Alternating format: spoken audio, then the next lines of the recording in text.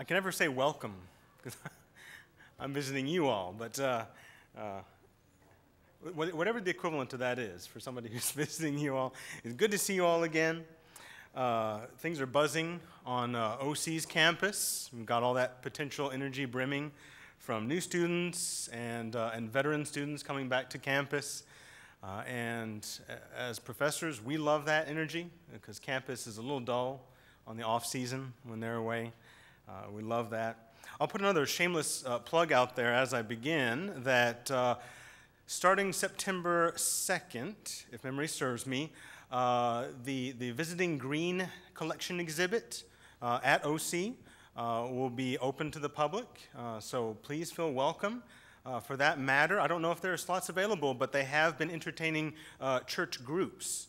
So I know at least some of the local groups in the OKC Edmond area taking advantage of that. If you're interested here, you may want to contact Carrie Cunningham, our events coordinator, ASAP.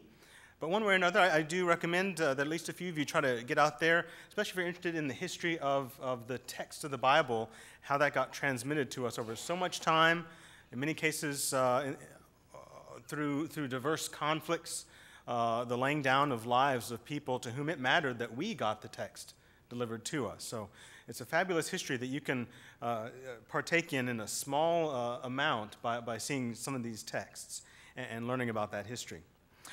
But that's my shameless plug. Back into our study of the prophets of the 8th century, the classical prophets of the Hebrew Bible. Politics and poetry, because these prophets are, you can bet, political. They're addressing the kings especially, but also other leadership of Israel to the north, that kingdom, and Judah, the kingdom of the south.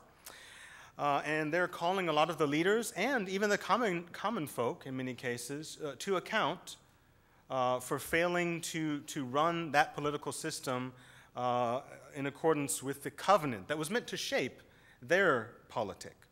And it's also poetry. These prophets wrote in a poetic style by and large.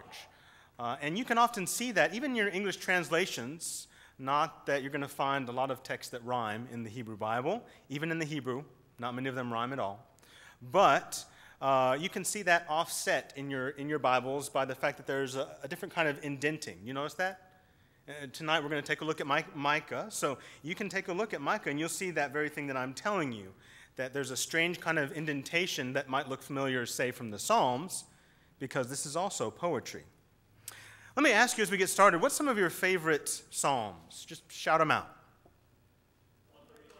139? 119? 718. Well, songs from the Bible, yeah.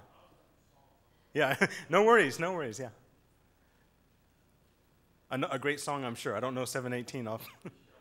We Shall Assemble, okay. That's a great modern psalm. 97th, okay. Others that? 23rd, yeah. That's a personal favorite. Isn't it interesting? I kind of anticipated some of these answers, right? 119 I heard, 139, Psalm 23. You kind of expect a short laundry list of those psalms that are likely to pop out when you take a survey of any church group and you say, what are your favorite psalms? And so I was expecting to hear some of those very ones you mentioned. Why is that? Have you ever thought about that? I mean, there are 150 psalms. That's a large collection, largest book in our Bible, and you can, in your Bibles you can crack right open to the middle and likely land in the Psalms. But why is it out of such a large corpus, you often land on those few and favorite psalms? They're soothing, all right? Okay, yeah, they speak to you in times of trouble. Maybe in part they soothe in times of trouble as well. Maybe in other times they challenge you in times of trouble, but you need that challenge sometimes. Well, other reasons? There's a helpful revelation in some of them, like 139 Psalms, the idea that we're people before we're born. Yeah. So there can be a particular revelation that strikes you as you read a psalm, and you say, I've not heard this elsewhere in Scripture, or at least you might say, I've not heard it put this way, and it resonates with you. It sticks with you. Let me suggest that one of the reasons why I think we often land on the same short list of favorites is because they are so well written. There's just a fabulous literary style. And good literature, whether you're talking about divinely inspired literature or secular or what have you out there in the world, good literature remains memorable because it's well written. It is that perfect marriage of form and function, if you follow me, right? Or perhaps in a more Christian context, we might say the perfect marriage of flesh and spirit, right? The human artfulness of the writing, but also that spiritual element that you can't put your finger on, but you feel like you're in contact with God as you hear this message. And let me suggest that for the prophets, being that in the Hebrew Bible at large, you're often dealing with one of two types, two genres of literature. You're either dealing most of the time with narrative prose, just straightforward stories or histories, and much of the rest of the time you're dealing with poetry in the Hebrew Bible. Now, there are a few other genres, but by and large it's those two.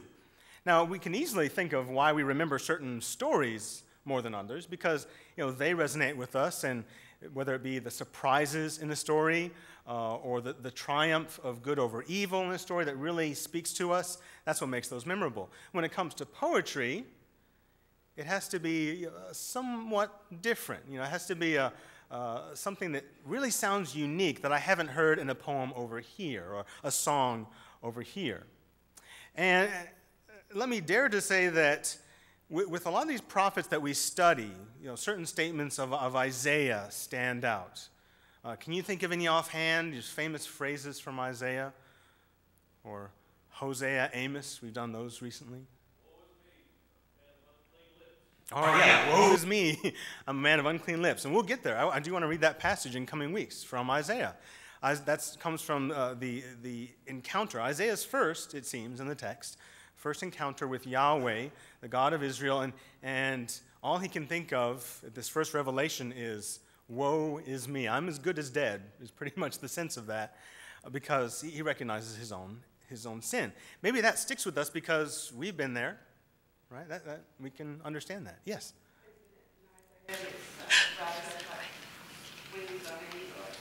Yeah, you're thinking Isaiah 40. They shall rise up with wings like eagles. Yeah, and I will also say that is a favorite at Lipscomb, where we say "Go Eagles." But that's taken from Isaiah, and that's another one. That's poetry, isn't it? They shall rise up with wings like eagles. Obviously, not literally, right? But what speaks to us is we understand that simile. We get the sense of that poetry, and it's beautiful. And so isn't it the case that with a lot of these prophets, those words that we do remember, it might be a little harder than remembering entire narratives. That can be easier to process and store up here.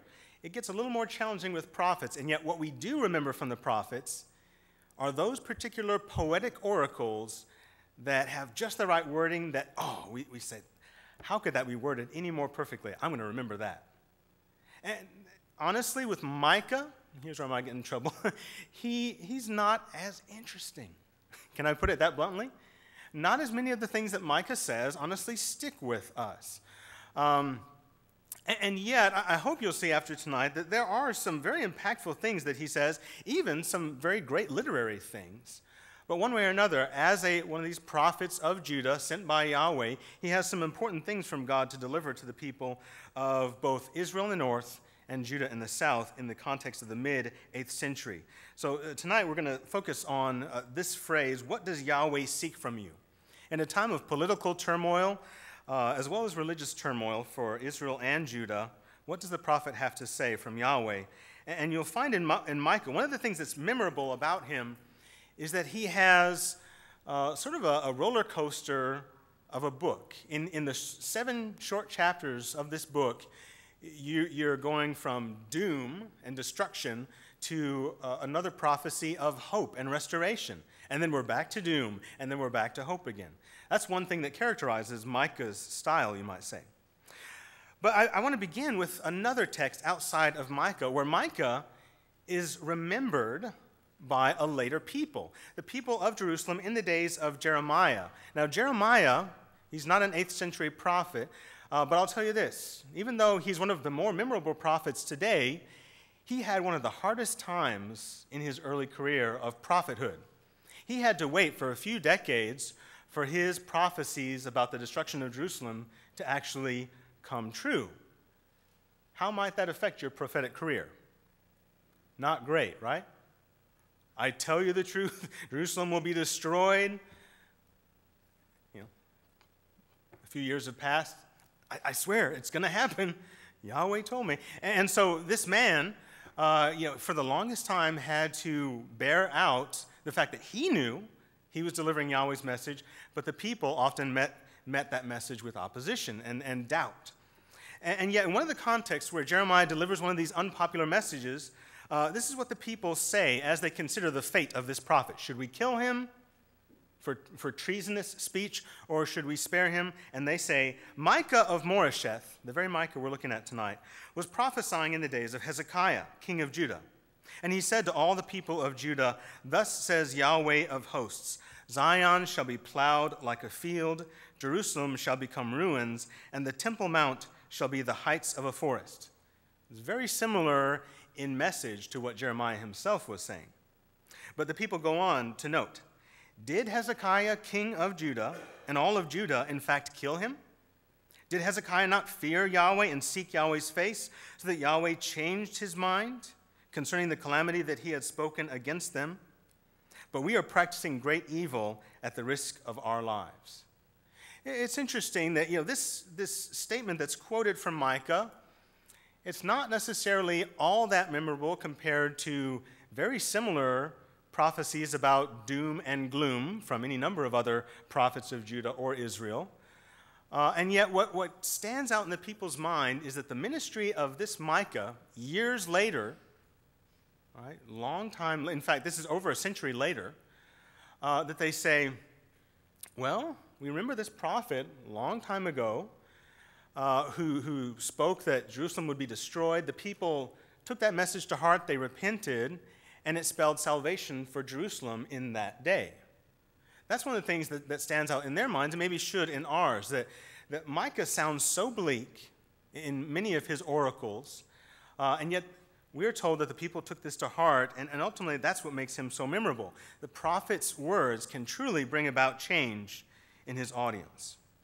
Well, let's begin with the superscription of this prophet. And tonight, before next week we'll jump into Isaiah, we're just going to do just a brief overview of some of those key messages of Micah.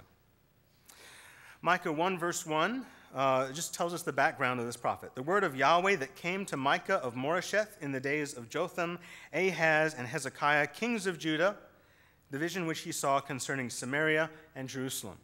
So already, just from one verse, we have the background that places him in the context of our historical timeline. The reigns of Jotham, Ahaz, and Hezekiah, the last of whom had his reign span the 8th century into the very first part of the 7th century BC. And we know that this was a time of turmoil for the people, both of Israel, the kingdom north of where Micah himself was born. He was born in Judah, but also for Judah. And it was the turmoil spelled out by the influences of the Assyrian Empire over these lands that they controlled. And the fact that some of these kings in that Syrian-Palestinian stretch of land thought about rebelling against the power in those days and met with a lot of heat because of that. But Micah has a message that's not just concerned with whether that's wise politics to try to form a confederacy and fight off this empire. Micah also has a message about the ways of local governance and whether that is truly in line with what God himself wants. And so here are the first words of this oracle of Micah. Listen, all you peoples, pay attention, O land, and all its contents. May Lord Yahweh be a witness against you, the Lord from his holy temple. First of all, that language of witness recalls the language of covenant. A covenant in the ancient Near Eastern framework meant that you had a pact, a binding legal agreement, that also created more or less sort of a familial type of relationship. And in a covenant, the idea is if you break your terms, your expectations, then you can be held accountable by witnesses. Witnesses who saw that contract sealed in the first place. Now, in many cases, for Israel's neighbors, that would be whatever the gods of those people were. They were called as witnesses. The unique thing about Israel's covenant with God is that their God, Yahweh, was both a witness of the covenant who could enforce it, enforce when the covenant's broken, but Yahweh was also one of the members of that covenant. And so, in this case, Yahweh is called upon to be a witness and execute a judgment upon the people of Israel for breaking the covenant. For Yahweh is about to come forth from his place. He shall descend and tread upon the high places of the land. The mountains shall melt beneath him, and the valleys shall be cleft like wax before the fire, like water poured out on a slope. Now, there's some beautiful poetry, but it's also very frightening in its aspects. Poetry can be both beautiful and horrific, I think, at the same time. That's what this is. You get that imagery of wax melting before the fire or water pouring down a slope, and yet we're talking about long-standing mountain ranges melting at the almighty presence of Yahweh, the God of hosts. Why is he coming in this wrath? Well, we're told all of this is because of Jacob's treachery and because of the sins of the house of Israel. What is Jacob's treachery? Is it not Samaria? What is the high place of Judah? Is it not Jerusalem? Right? He's saying you can put a name to the treacherous acts, and that name is the capital city of each of these nations. What is Israel's greatest sin? It's their capital city, Israel. What's Judah's greatest sin? It's their capital, Jerusalem. This is a railing accusation against the leadership of the day to say, you don't need to bother calling it out by particulars of this sin or that sin. Just go there and you'll see what I mean. That's where sin is happening in this leadership. And so Yahweh's warning is, I shall make Samaria into ruins of the field, into plantations of vines. Now, normally plantations of vines, that might sound nice, but what we mean in this context is no man's land. Uninhabited, Walking Dead, for any of you, those of you who like the zombie thrillers, where without humanity there to cultivate, nature takes back what used to belong to it, okay? So that's what we're picturing here. Samaria is zombie apocalypse kind of land. I shall pour her stones into the valley, and her foundations I shall uncover. All of her graven images shall be crushed, and all of her harlots' wages shall be burned with fire. All of her idols I shall make a desolation. This language sound familiar, by the way, to another prophet we've heard recently? Hosea, right? This is very much the same, not only the same message of Hosea, but even some of the same kind of wording here about harlots' wages, the prostitution of Israel by going off after other gods. And then he says, for by the wages of a harlot she has collected them, and to the wages of a harlot they shall return. I think the sense here is that it will become treated like something unclean, which it should have been from the beginning anyway. All of this idolatry, these other systems of trust in which the Israelites have invested themselves rather than investing their trust in Yahweh, their God. Politically speaking, how is this going to happen? I mean, this is a huge threat. This one meager man, Micah, a prophet, presuming to say to these big urban centers, Samaria and Jerusalem, that first, they are centers of evil, and secondly, that God, in a short amount of time, will tear them down to nothing, that they'll be ruins. I mean, imagine speaking to any number of thriving cities in the U.S., for example, and saying, in a few days, in a little bit of time, this city will be no more. It will be waste.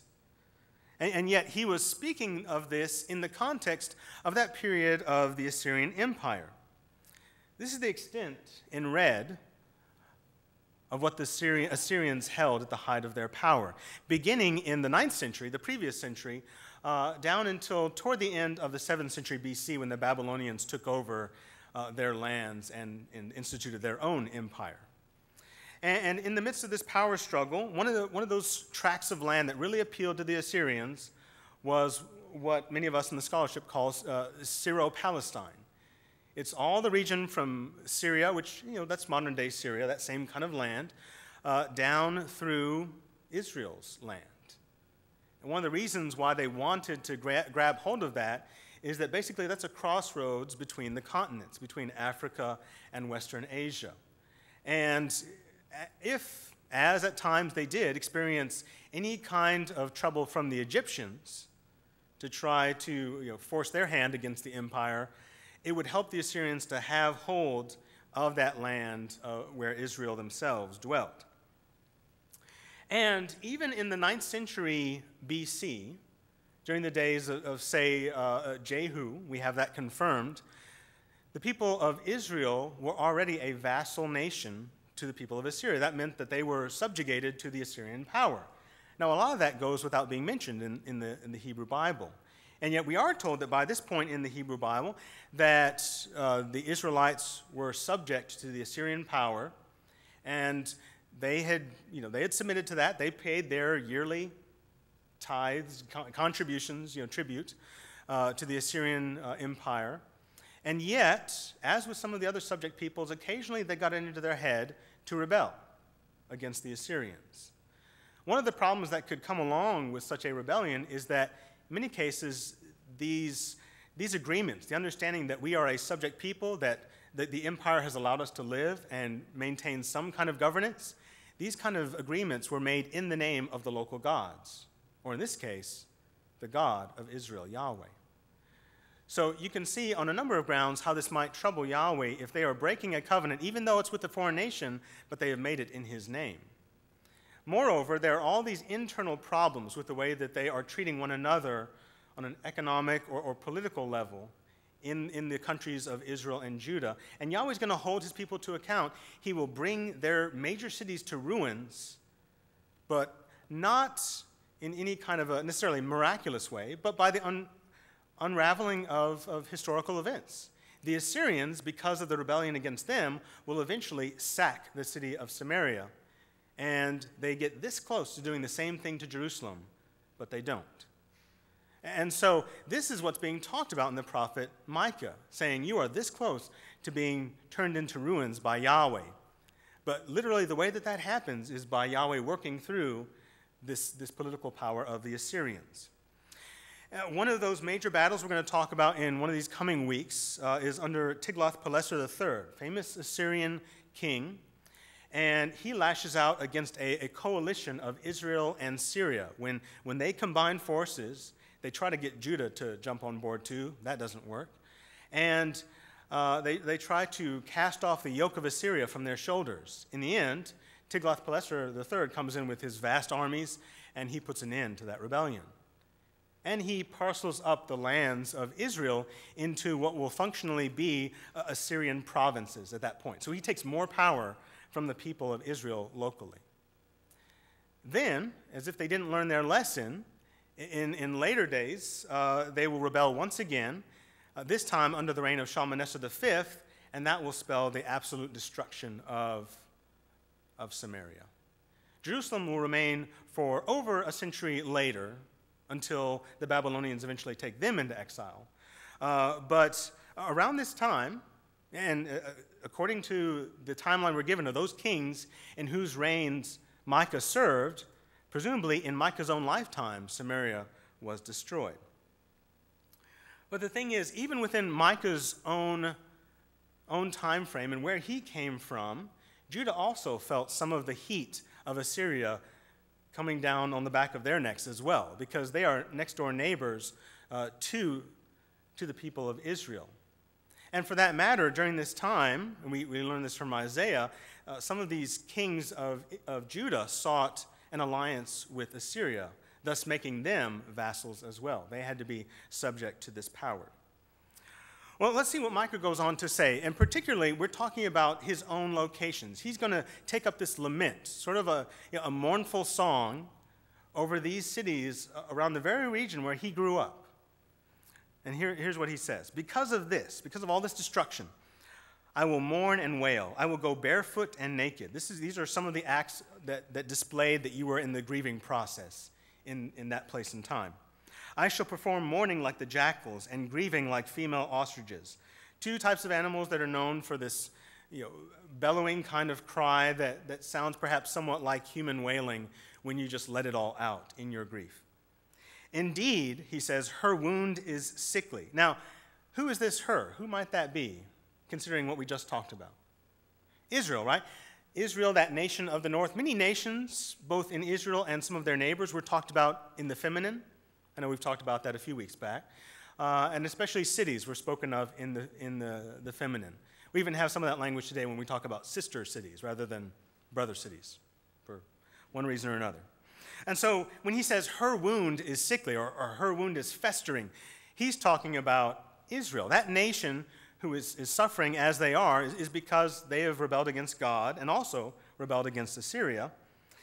And yet what he says is, it has come as far as Judah.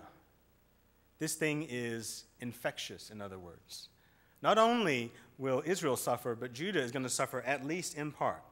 It has reached the gate of my people. Now, again, this is Micah speaking as a person of Judah. That's his nationality.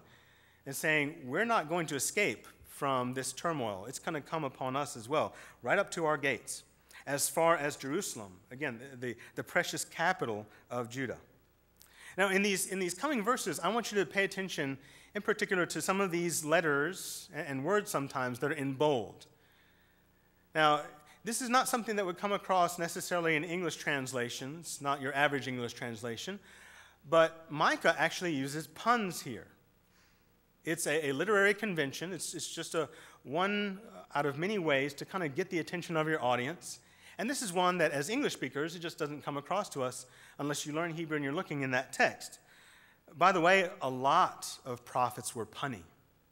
A lot of them were. Jeremiah, I mentioned a moment ago, in the 7th and early 6th century BC, when he does his prophesying, the very first chapter of Jeremiah, remember that thing about the almond branch that he sees, or almond tree, depending on your translation?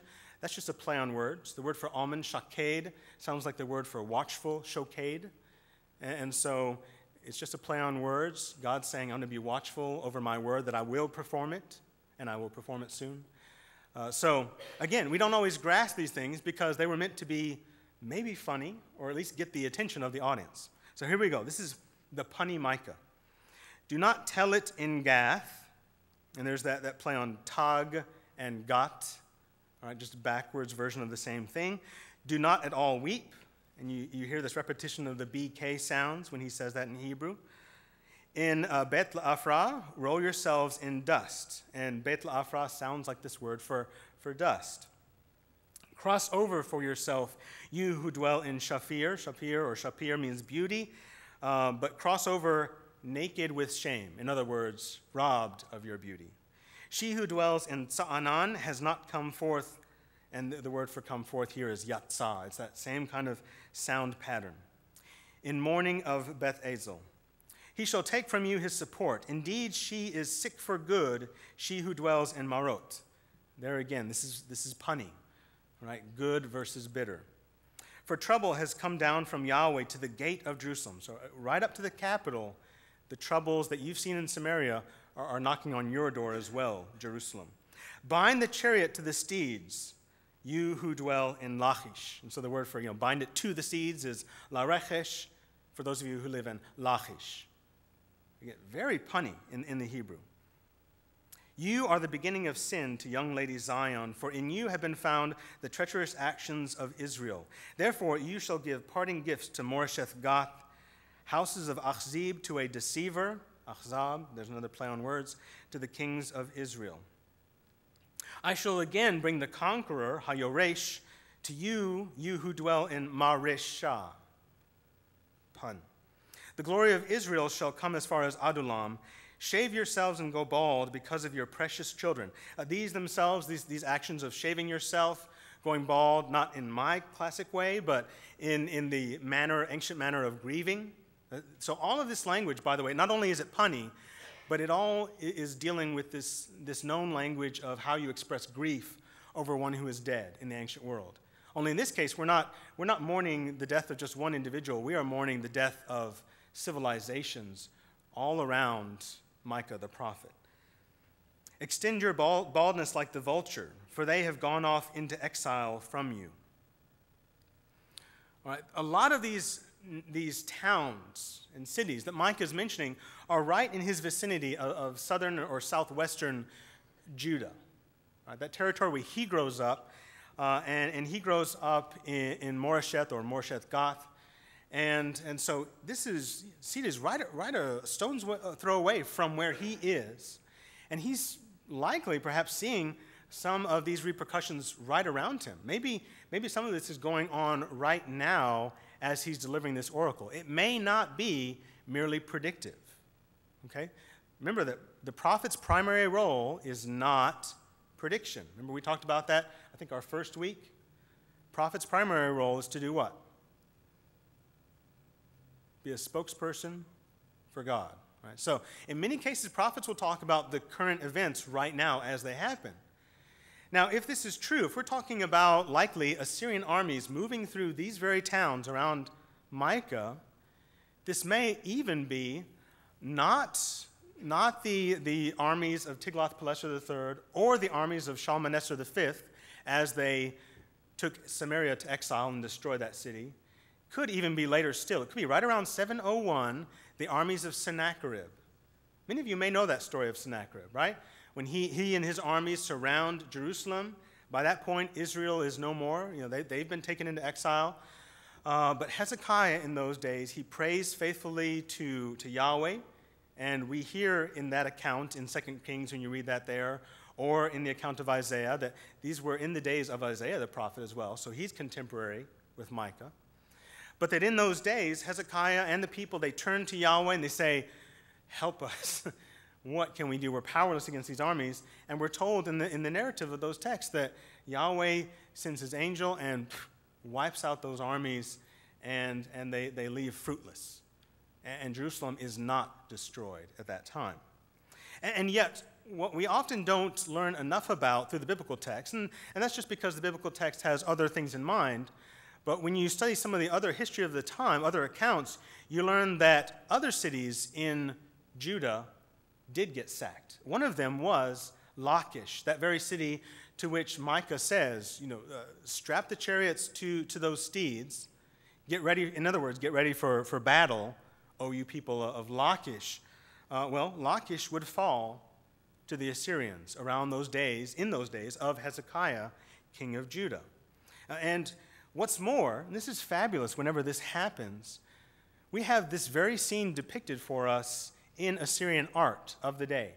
This is the famous wall carvings from the palace of Sennacherib. A lot of kings at that time, those ancient kings, they like to display their mighty feats in battle and show all the conquered peoples that they defeated.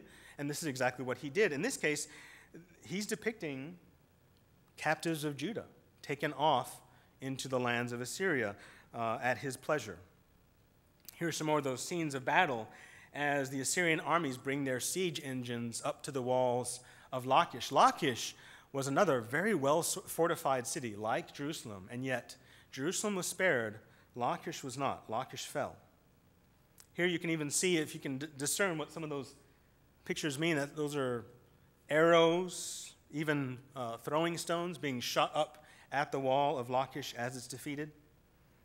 This is what they would often do with their enemies. Impale them, display their bodies as a warning to any of their potential enemies. Do not cross our power. So this is what Micah might perhaps have been seeing going on even right then in the days when he first delivered this oracle. Or at least, if not then, not too many years after, because we're told that Micah served into the reign of Hezekiah. What a sobering thing to think of all this violence, all the downfall of his own people in southern Judah that he saw around him. And here his message that he is delivering from Yahweh to the leadership in Jerusalem is, you've done this. Right? All the suffering that I'm seeing around me, it started in Jerusalem where the leadership went wrong. Can't you see what's going wrong? And then the added warning that you saw just a moment ago is, and it's coming to your gates, Jerusalem. It's on the cusp of reaching you as well. But again, as we're told in Jeremiah, apparently these words of Micah were met with repentance. The people turned to Yahweh, including Hezekiah. And we know Hezekiah very positively from Scripture as a man who followed God. And so the words of this prophet were effective in the end, albeit too late for some. But we continue on with more of this negative message that not only Samaria will fall, but even Jerusalem, when we hear these words in chapter 3, starting in verse 9. Hear this, you heads of the house of Jacob, and you rulers of the house of Israel, you who divert justice and pervert every right thing, you who build Zion with blood and Jerusalem with wickedness. Obviously, not literally, right? But the idea is it's so intrinsic to your culture and your political system that you're practically building Jerusalem up with bloodshed. Her heads judge for a bribe. Bribery is as old as human politics, right? It gets its way into any number of political systems.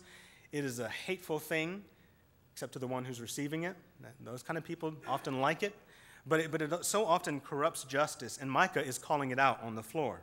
And her priests teach for a price.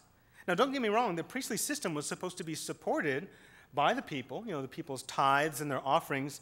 Part of that was meant to be a support system for the priests. But when you, as a priest, if you have that privilege of serving in Yahweh's holy temple, shouldn't your main motivating factor be your relationship with God and your particular role of service rather than the income that you get from it? Her priests give divination for money and lean, I think he's being very sarcastic here, they lean upon Yahweh, so that's why I put in quotation marks, saying, is not Yahweh in our midst? Again, that sounds very holy, doesn't it? Very pious language. Yahweh is in our midst. We're secure, people. And yet these very people are the ones who are perverting the ways of God. Trouble shall not come upon us. Again, this is their false confidence. Therefore, on account of you, Zion shall be plowed like a field, and Jerusalem shall become ruins, and the Temple Mount the heights of a forest. Sobering words. Those are the very words that are remembered over a century later in the time of Jeremiah, when the people say, maybe we should remember what happened in the days of Micah when the people of Jerusalem did repent. Good things happened. But I don't want to just end on that note, and I know I have to end here. Micah has these messages of hope, too. And let's read at least some of these before we end. It shall be in later days. Mind you, this is the very next chapter, the very next verse, right after all that doom about Jerusalem being plowed, which is basically leveled. That's destruction. The very next verse he says, but it shall be in later days that the mountain of Yahweh's temple shall be established at the head of the mountains, and it shall be lifted above the hills. Let me pause again and say, not literally, but you get what the figure means, don't you? It will rise in prominence, in position, and people will start to recognize something great is happening in Jerusalem. And the peoples, and usually when this term is used in the Hebrew Bible, that means the nations, not just Judah or Israel. This means all those Gentile peoples. They will stream into it. Many nations shall go and say, come, let us go up to the mountain of Yahweh, to the house of the God of Jacob, that he may teach us some of his ways, that we may walk in his paths. For from Zion the law shall go forth. And here's that term Torah, harkens back to Moses, right? That Mosaic law divinely delivered to the people of Israel. And the word of Yahweh from Jerusalem. He shall judge between many peoples and reprove strong nations far off. They shall beat their swords into plowshares. Now that's a memorable statement from Micah, isn't it? I think many of us, maybe all of us, know this one. They shall beat their swords into plowshares and their spears into pruning hooks. What does that language mean? Peace, right? It'd be the equivalent of saying they will melt down their guns and turn them into farming implements. That's the idea. And what it means is you're thinking ahead and saying, well, I probably won't need this sword again. That means you have a lot of trust. I don't think we're going to be attacked anytime soon. Might as well use this as a farming implement. That's what's meant here. It's a beautiful image. Nation shall not lift up sword against nation, nor shall they learn warfare any longer. Aren't we awaiting that still, in many respects? And yet Jesus has already started to bring a peace, because we can call as our brothers and sisters those in nations with whom our own nation currently has been at war, right? Do we not have brothers and sisters over in Afghanistan? Do we not have brothers and sisters over in Iraq? All right. In Palestine and Israel, by the way, those two are always in conflict, and yet we actually have brothers and sisters in both of those warring parties. So Jesus is starting that process. One day, we are still praying this will be fully realized. Nation will not lift up sword against nation. They shall not learn warfare anymore. They shall sit each man under his grapevine and under his fig tree with no one to trouble them, for the mouth of Yahweh of hosts has spoken. Beautiful, reassuring language. By the way, you find this same language in Isaiah chapter 2, much of it word for word, which seems to speak one way or another of borrowing. I'm of that school that says I think Micah was the first one to use this particular language. And that's because it fits so well in that context where he said just before, Jerusalem's going to be leveled. It's going to be turned into ruins. And yet, one day, it will rise up from those ashes, so to speak. So Micah does not speak only of the doom of Jerusalem. He speaks of these times of restoration, albeit perhaps many years out in the future from where they are currently. But one of the other striking things about this prophet, as we close, is to remember that even his words of doom had a positive effect rather than a negative one. Sometimes we need to dwell on the negative, so to speak, so that a positive change can be wrought. And that's what happened. We are told in Jeremiah that those people, including Hezekiah the king, took heart at Micah's words, and they made a change. They turned back to Yahweh, and good things came. Restoration came from Yahweh. All right, be blessed. Thank you all for the great time tonight, and I'll see you next week. We'll start Isaiah. So Isaiah chapter 1.